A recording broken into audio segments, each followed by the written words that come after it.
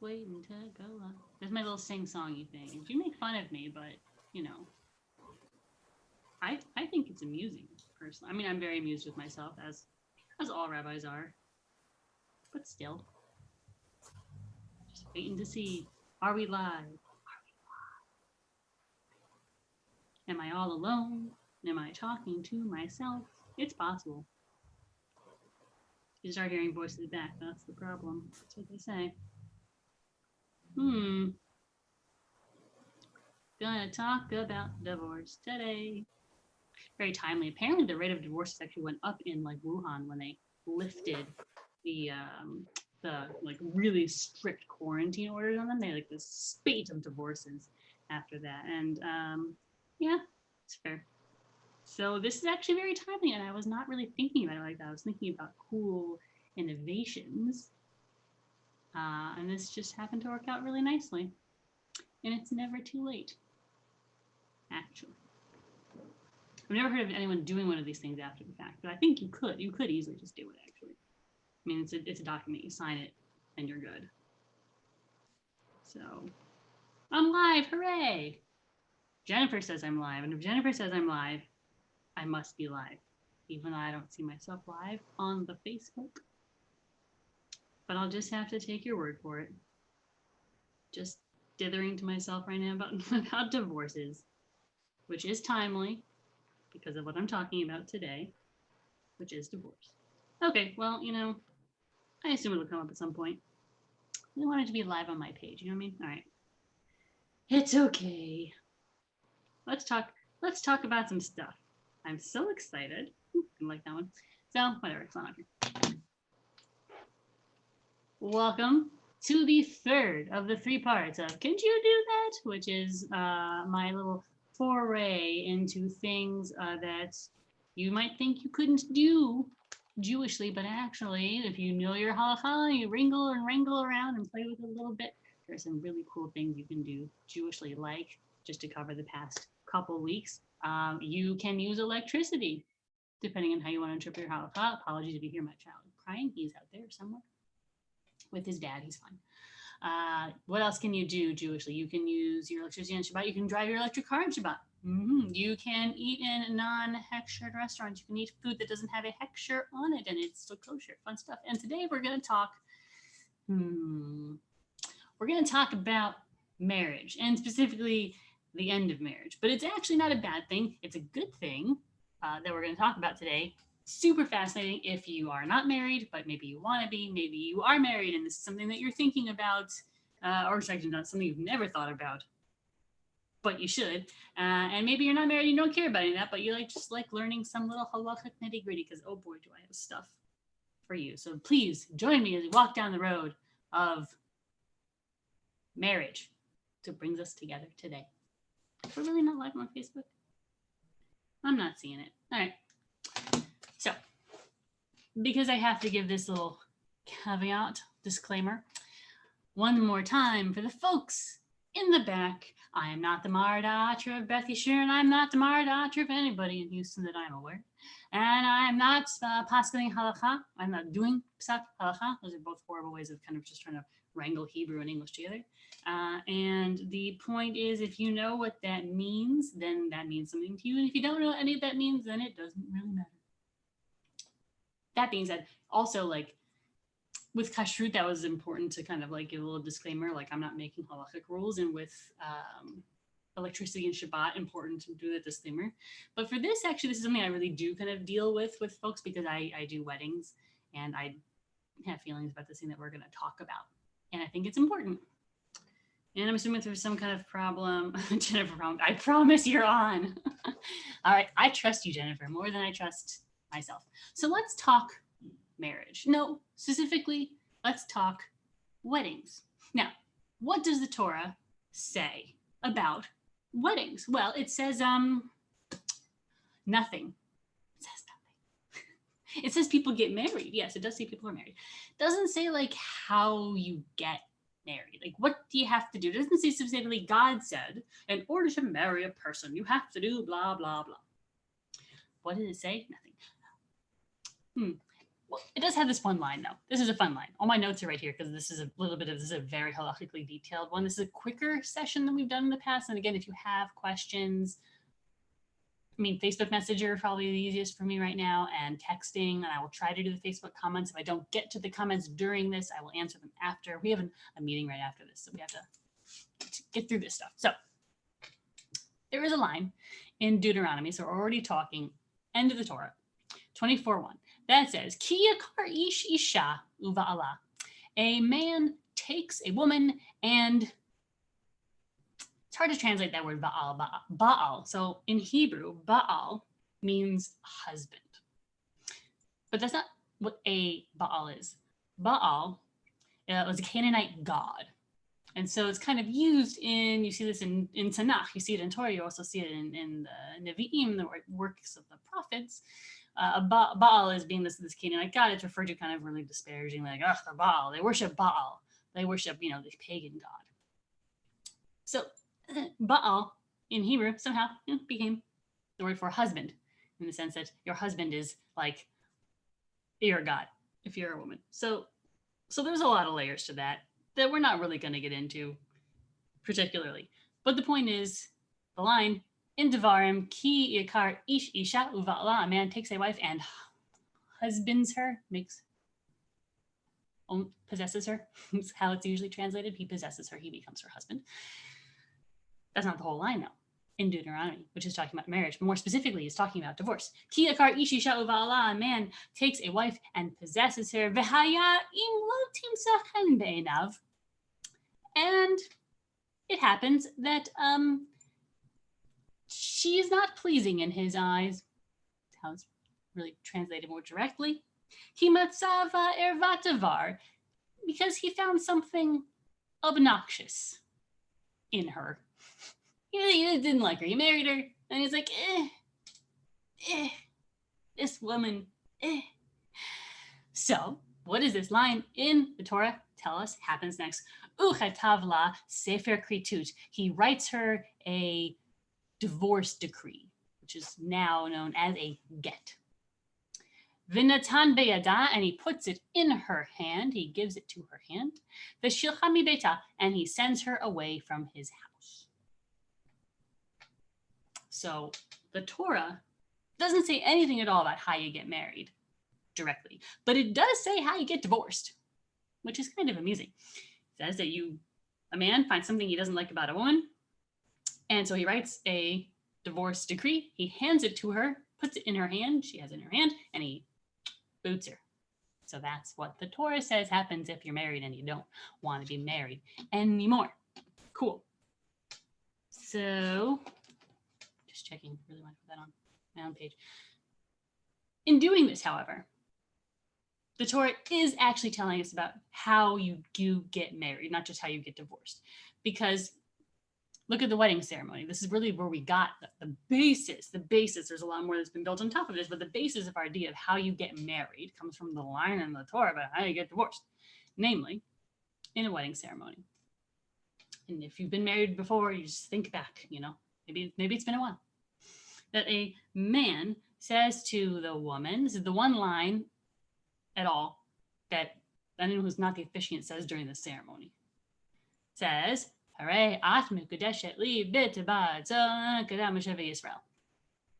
behold, you are betrothed to me, you woman are betrothed to me, man, by this ring, tabat, according to the laws of Moses and Israel. That's the line. That's Jewish vows. We don't really do vows. Like, you can write your own vows, and that's very nice, but that's our vow. That's our, do you take this woman to be, or blah, blah, blah, blah, blah. That's the line. Harei admet kadeshet li. Man says to woman, behold, you are betrothed to me. I'm ba'aling you. I'm possessing you. Now, classically, also orthodoxly, the woman doesn't say anything back. Like, there's no line that a woman classically would say back. The woman puts out her finger and takes that ring. Remember, to ba'atzil, according to this ring, you're married to me. Ring goes on finger. The woman puts out her finger, ring goes on it, boom. Now she has agreed to be married. Not by saying anything, but by having her finger. brain goes on. And the woman doesn't say anything back because classic thinking being that, marriage is a man taking possession of a woman. I'm just quoting the old Diamonds of the text here, which is the basis for our religion and the specific aspect of religion in general. When you buy a TV, you buy a TV. It doesn't agree to be bought by you. You just buy it. Just saying. So, cool. We can get into like the more egalitarian points of view and what do women say, but I was at a wedding where it was Orthodox and a woman said blah, blah, blah, this line. It's never the same line. We're not going to get into that. That's not what we're talking about right now, though it is very fascinating. Point is, man says, I don't want to be married to you. He gives her a divorce decree. And as we know, the man wants to marry her. He says, you're mine now. And she goes, okay. And so good.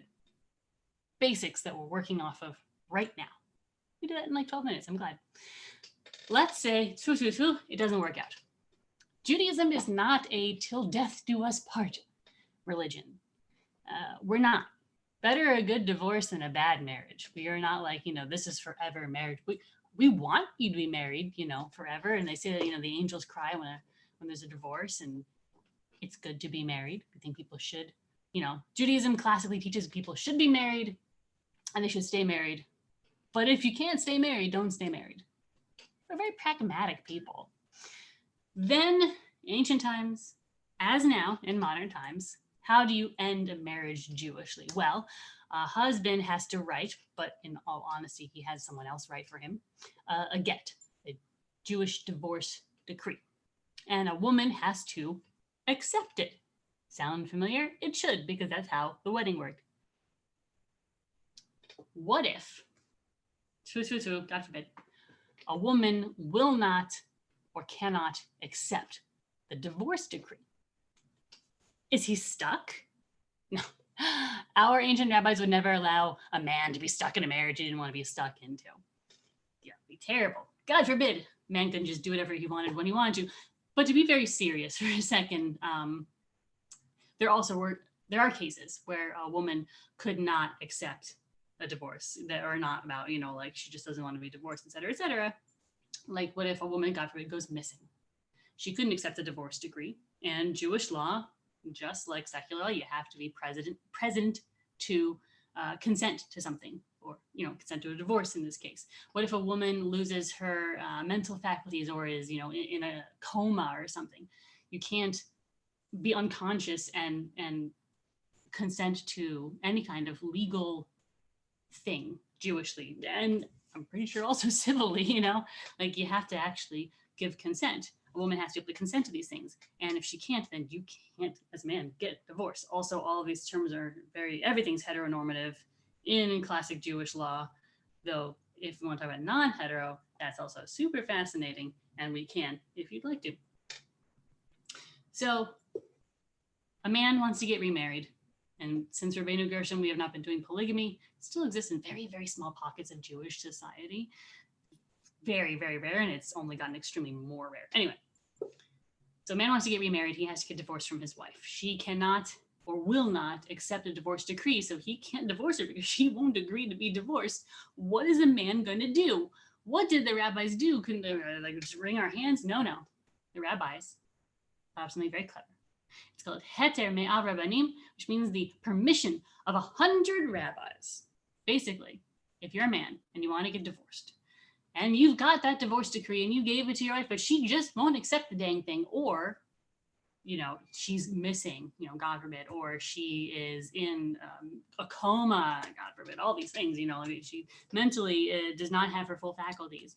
How do you get divorced? How do you get remarried and keep living your life? Well, heter me'av rabbanim is 100 rabbis. So if 100 rabbis say it's okay, then you have 100 rabbis' permission, which can kind of overturn your wife's refusal or inability to accept a divorce decree. Also often is the case if you're a man, you want to get divorced, you can't get divorced because your wife is, medically she couldn't consent. Usually they will grant you that, the heter me'av rabbanim, the permission of 100 rabbis, they'll grant it to you under the condition that you will continue to provide for her and support her financially, which I think is actually a nice way, because that way you can't just be like, oh, my wife is sick. She's on her own. I just want to get remarried. Like the rabbis are not going to let you just like foist off your unwell wife on someone just because she can't consent to getting divorced. So that's actually kind of nice. What about the ladies? Well, it's a good question, actually. Corollary to the heter me'al rabbanim, when you have 100 rabbis say that a man can divorce his wife even though she won't accept a divorce from him. If a woman's husband won't divorce her and she wants to be divorced, the rabbis say nothing. They say nothing. They have nothing. In classic Jewish law, there isn't anything there.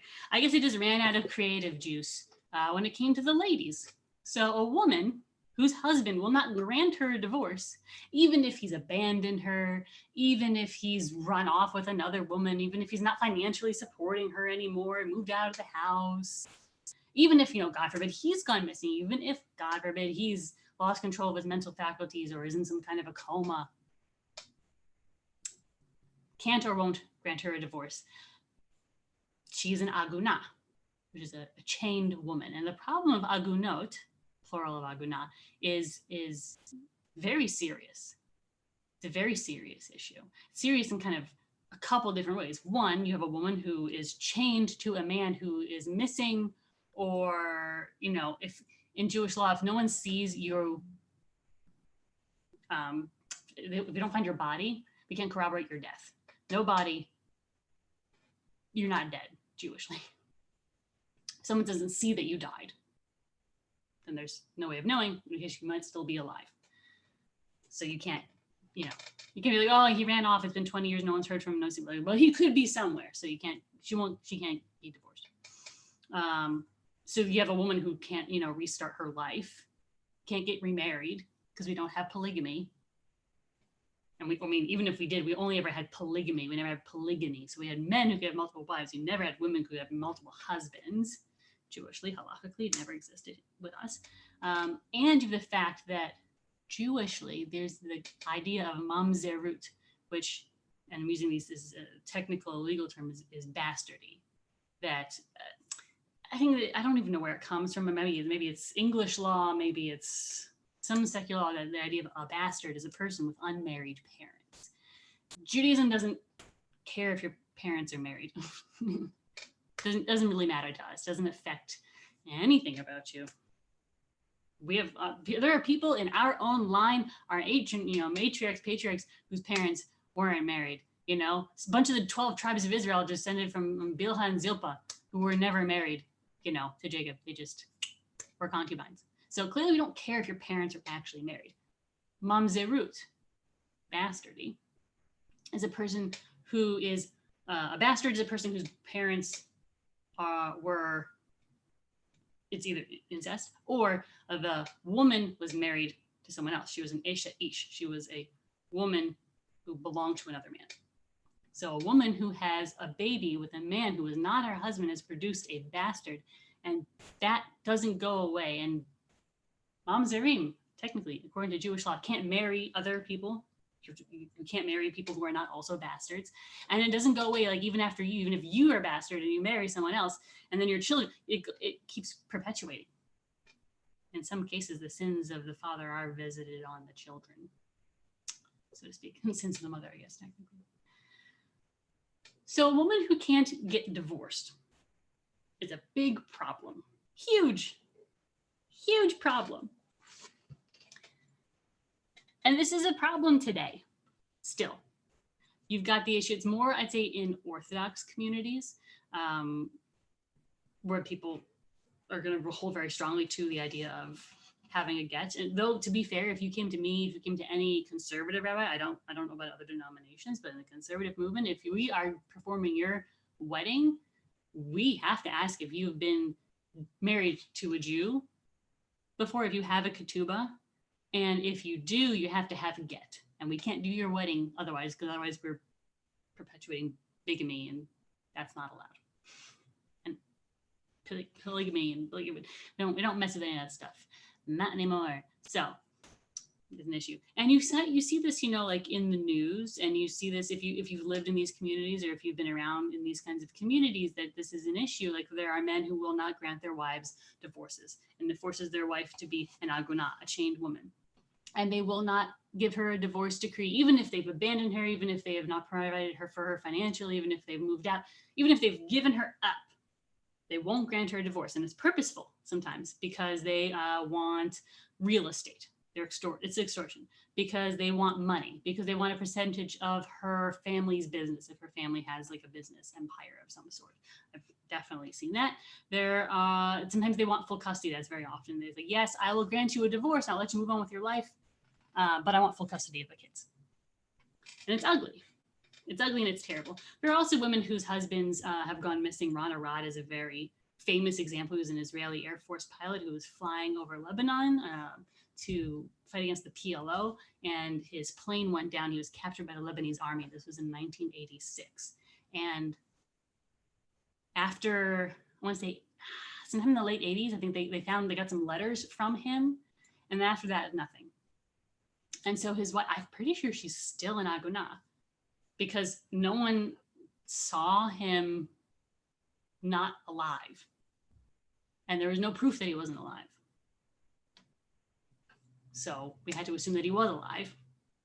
And so Ron Arad's widow, despite him being gone for 30 years at this point, almost, like, they actually declared in 2016, the government said, yes, he died in like 88, but I don't think, as far as I've heard, they actually have not granted her any kind of divorce, because it just halakhically, in the classical reading, in the Orthodox reading, it doesn't exist. So that's an issue. So what can we do besides wring our hands? What do the rabbis do? Well, even the classical reading and the rabbis and the Orthodox, they do have ways of trying to compel men to give their wives divorces. They can pressure them. They say, I've had friends who are in the Orthodox community, and sometimes there will be, there's a man who will not grant his wife a divorce, but he's definitely like essentially divorced her. He just won't give her the actual get, and they'll physically block his way into the shul. They'll block him from physically entering the synagogue, so he can't pray. Or they will say, don't do business with this man. He won't give his wife a divorce. They are trying to pressure. They call him, send him letters. There is, every once in a while, there's a case, like, I think this is a couple of years ago, it's probably New York, and there's like a ring of men who were using like electric cattle prods to convince men to give their wives divorces, whom they'd already abandoned and were definitely, living as if they were divorced from them, but simply wouldn't give them a get. And so these men would use like electric cattle prods to convince those men to give their wives a divorce. And they got, obviously caught by the government, like civil authorities were like, no, you can't use electric cattle prods on people, even in this particular case. So what else can we do? What else can you do? Well, you can issue a tanai. You can have a tanai, a condition. This is going to get a little bit technical, just to warn you. But we're going to get done pretty quick. Make sure there's no questions. Are there any questions? Am I missing anything on anybody? I don't want to miss any questions, because I know this gets very technical and it's a little bit difficult. I get it. Well, someone else is trying to say, hey, this is happening right now. Hooray. You know what? I can share it on my happening right now. Nah, I'm not gonna do that. This is going to get tough. Okay. You can have a tanai, a conditional document. Now, this isn't something that I'm thinking of like, oh, she's just this woman, rabbi, rebel. No, I mean, probably, but like not in this particular case. And it's not like this newfangled thing, and it's not a conservative movement thing even, really. I mean, we've formalized some parts of it and we've integrated it as a movement-wide thing that exists, but it's based on something that is very, very old. And by very, very old, I mean like the Talmud. The Talmud talks about this, and the medieval commentators pick up on it and talk about it. So here's how we get our condition. The Talmud, and I looked all over for which sugya exactly. I couldn't find them exactly, but I'm pretty sure it's Gittin, obviously. Gittin being the plural of get. But the rabbis talk about David. David, very very famous, Bathsheba. So David's on the rooftop and he sees Bathsheba bathing, and he's like, oh, I gotta have her, but she's married. Oh, what am I gonna do? So he sends her husband off to battle. And the rabbis are like, well, that's horrible, because then, like they say, he got killed, but like, what if, she was still Esherish. She was a married woman. So he had sex with a married woman. Oh my goodness. That's not allowed. That's Jewishly illegal. This is a horrible, horrible thing. And then the rabbis determined this. They said that she wasn't married because her husband, as all soldiers did at the time, apparently they knew this, he gave his wife, as was the way of soldiers, a conditional get, a conditional divorce decree, which sounds a little weird, but it's not. And let me explain. They said, remember them, old ancient dudes, not me, that in this divorce decree you give your wife, says, on the condition that I don't come back from battle. And people know that I died in the battle because it was a big, crazy battle and people were dying left and right. But I don't come back, and it's been a while, and I'm not coming back. Then our marriage, it's as if it never happened. And they say that he gave his wife this, as all soldiers would do, to protect their wives, protect them from having to be agunot, from being chained women, because in the previous battle, maybe no one actually saw the soldier die, but he was dead. And now his wife, she's going to have to live possibly with children and no way to support them, and no other man could marry her because she was already married. Nope. She'd have a conditional divorce decree. That, God forbid, her husband wouldn't come back from war. She'd be like, here's my conditional get, which actually means I was never married.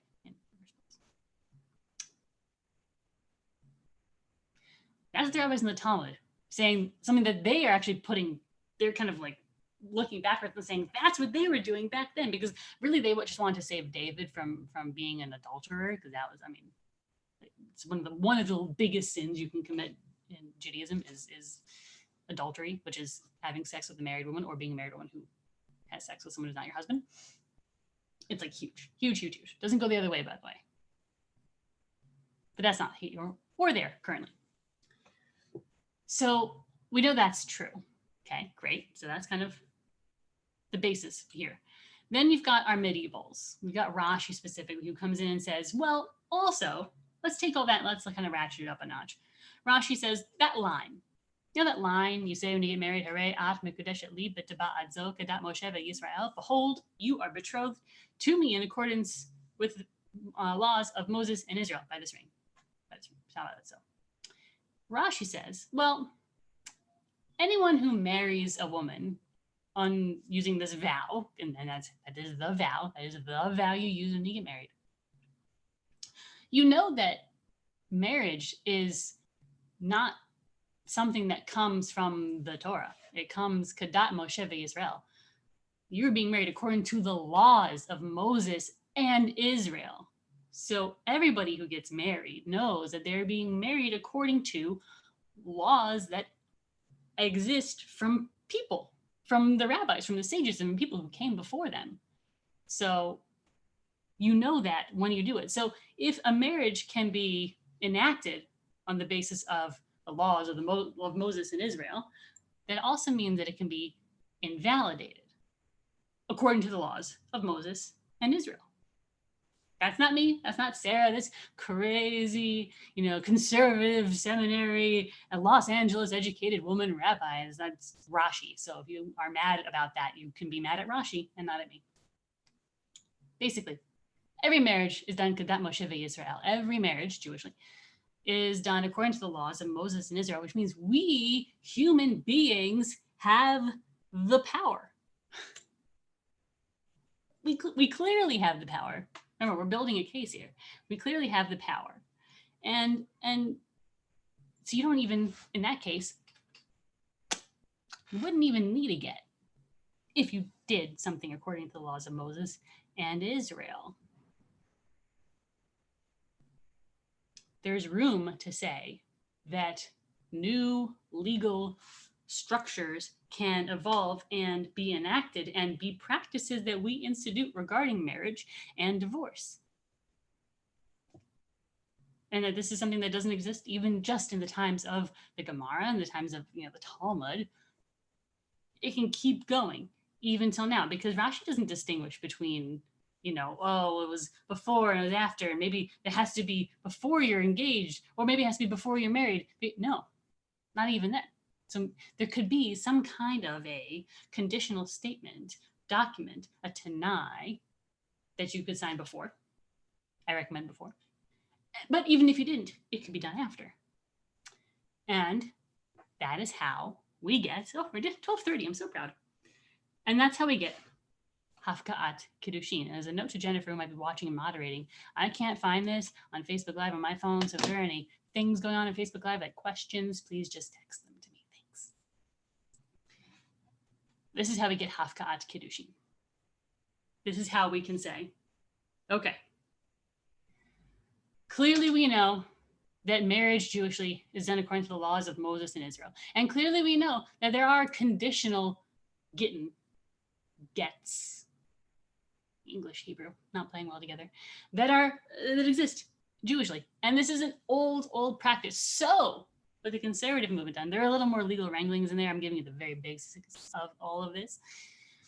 So what the conservative movement has done, which I think is absolutely extraordinary, probably up there with how we managed to also do like same-sex marriage, same-sex ketubot and gittin, also like just really, really cool, innovative halacha. And also the electricity stuff too. But this is some of my favorite, because electricity is great, it's nice, but I have lived years of my life of Shabbat with no electricity. And I've lived years of my life not eating at not hechsher, non-kosher establishments. Like I've figured out that part of my life, but this is something that can affect people's lives. Because again, if you don't have a get from a previous relationship, I can't perform your wedding. And no rabbi who holds to halacha can perform your wedding. So this affects your life. This affects people's lives, which is why I'm so excited about it. It's like a piece of paper. And you can they have a very pretty one. I used to actually have to write my own and have couples sign it, but now they have a really pretty one from the Rabbinical Assembly. Highly recommend it. It's very, you can type in the information, which is really cool. And it is kind of a replacement for the Lieberman Clause. The Lieberman Clause is a thing that used to exist. It still exists. If you need a ketubah for you're getting married, and you go to ketubot.com, which is a legitimate website, and you're like, I want a conservative ketubah, and they'll be like, conservative with Lieberman, and you're like, what's a Lieberman? Lieberman is this clause which says basically, if you want to get divorced, the man won't give the woman a divorce, then you have to go in front of a Beit Din, and for I don't even know, because it's so silly. Some amount of time passes, and he gets fined a certain amount of money for not, if he's getting divorced, he got a secular divorce already. Clearly he wants to be divorced from this woman, but he won't give her a get. Then he gets fined a certain amount of money. Oh, wow, that sounds so scary. That sounds so terrible. Oh, except it's completely legally unenforceable. It's silly. And it doesn't work. It's literally been tried in court. I'm not just saying this because the idea doesn't work, which it doesn't. It literally doesn't work, because someone tried to do it in court. They're like, oh yeah, divorce. Guy gave me a civil divorce, but he wouldn't give me a Jewish divorce. Now I can't get remarried. But according to this thing we signed, see secular courts. And the secular court said, yeah, that's not, that's not our thing, but good luck to you. So the Lieberman Clause doesn't work. Sorry. But, thank God, literally, that the conservative movement, very smart, intelligently, moved on from that. And we have this new thing. Oh, comments, no questions, yay. We have this new thing that you can have written. Now, it doesn't exist on ketubah.com, so if you aren't married yet, and you're looking to have a ketubah, and you want this written in the ketubah itself, you're going to have to get it separately. That's not difficult. You could probably do it yourself. Failing that, email me. Email any conservative rabbi. We can easily help you with this. And if you want the language in there, you're going to have a custom ketubah. Sorry. And the new thing that we have that is available by the Rabbinic Assembly and the USCJ, and I don't know what other acronyms exist for us, but basically says that if you separate with the intention of divorcing, or you give each other a civil divorce, if someone divorces someone else, and you could say the language either way, you could keep it in the kind of classical halachic, Jewish thinking of like if a man grants a woman a divorce, because remember, Jewishly, classically, it only goes one direction. Man gives, woman accepts, marriage and divorce. You can do the egalitarian way where it has to go both ways, and it can go either way. That's something else, different lecture. We're not doing that here right now because timing. And it's super long and involved and interesting, but long and involved. So you can either say if one person gives the other a get, or you can say like if the man gives a woman a get, doesn't matter. Like if a man gives a woman a divorce or someone divorces somebody else, basically if you are civilly divorced, or if you've separated for like 6 months and you're separated, like you're getting divorced. And if no one has given each other a get, or if the man hasn't given the woman a get, then this ketubah, or that ketubah if you're having a separate piece of paper, is considered null and void from the beginning. This is huge. This is basically like the thing that they say that, Bathsheba's husband gave her when he went off to battle, saying like, if I'm not going to come back, or basically it didn't count. Same concept. You're saying that if you get divorced civilly and you don't give each other, like the man doesn't give the woman a get, which we do encourage. That's the preference, is that there is a get that is given and received. But if not, or if someone is unable to give or receive a get, then your ketubah was never valid. It was null and void from the very beginning. This means that you don't need a get, actually. It means that your ketubah was just a really pretty piece of artwork for your wall. And it never did anything. And it doesn't affect any children that might have been produced from the marriage, because remember, Jewishly, we don't care if your parents are married. That's not what a bastard is. It means that you have 2 single people, and that you always actually had 2 single people, and that's okay. Again, we would always prefer that you are Jewishly divorced.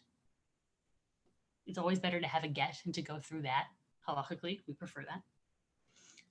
But if you can't, or if someone else, the other person in the marriage, just will not give a get or accept a get, then it's great to have this shtar, this little document, a tanai, this condition written in, either one, written in or a separate piece of paper, can be either direction. If you're already married, obviously it would have to be a separate piece of paper, it has to be signed by witnesses. That's how we do things, Jewishly and civilly. It's great to have this piece of paper because it protects people in the marriage from being chained to somebody, either out of malice or out of just horrible circumstance. Someone goes missing, someone dies, someone loses control of their mental faculties, or just unable to communicate anymore. It's a great protection. It's very innovative. Do people have problems with it? Yes. There's a few problems other people have with it. I don't find them to be particularly compelling, and certainly not compelling enough to get rid of or not to encourage couples to have this separate document or worked into your ketubah either way. I encourage every couple I've ever worked with who are getting married to have this. And if they don't like the idea of having kind of like divorce language in their ketubah, I say that's totally fine. Let's print out this handy dandy little piece of paper from the RA website. Boom, done. And no one's turned me down yet. I have it myself. It's important. It's just like a little protection. And it means that you're not going to have to worry down the line. I always say, God forbid we should ever have to see this piece of paper again, if it's like a separate piece of paper. God forbid we ever have to look at this again. But if we do, we're going to be very, very glad we have it. And it saves the trouble of having to go through either a very difficult process or an impossible process. If you're a man, it could be very difficult, hetzer mea rabbanim, or impossible if you're a woman. There isn't anything. It is brilliant. It's halachic. It's wrangle, tilt your head and squint real hard and tease these little pieces of text apart, and I love it. And that is how Jew can do it. Jew too can have, God forbid you ever need, Hafkaat Kiddushin. It exists. In conservative law, we can help you out with it if you're already married. We can also help you out with that, to have that paperwork, and that is the third of 3 sections on. No, good, nothing related to this. That's the third of the 3 sections of Can You Do That? So we walked through electricity on Shabbat and electric cars. We walked through eating food in non-hechshered restaurants. I'm sorry, that one is a very like choppy video. So if you got turned off by the choppiness, we can talk about it separately. And we have the third of the 3 parts, which is about Hafgad, Kiddushin, and the separate Tanai, the conditions that you can eliminate the problem of agunot, which is a real serious halachic issue and is, I think, a really amazing innovation of our movement, building on the blocks that, as clearly I pointed out, go back thousands of years. So thank you for joining me. It has been fun. I will look at all the comments later. If you have any questions or any other comments, please you can comment on the video and the link. You can email me. You can text me. You can Facebook message me. Anything you'd like to do to ask questions, comment, or harangue me in general. Looking forward to it. So thanks for sticking around with me. It's been so much fun to halachically nerd out with other folks. Have a good afternoon. Stay safe, be well, and enjoy. Bye.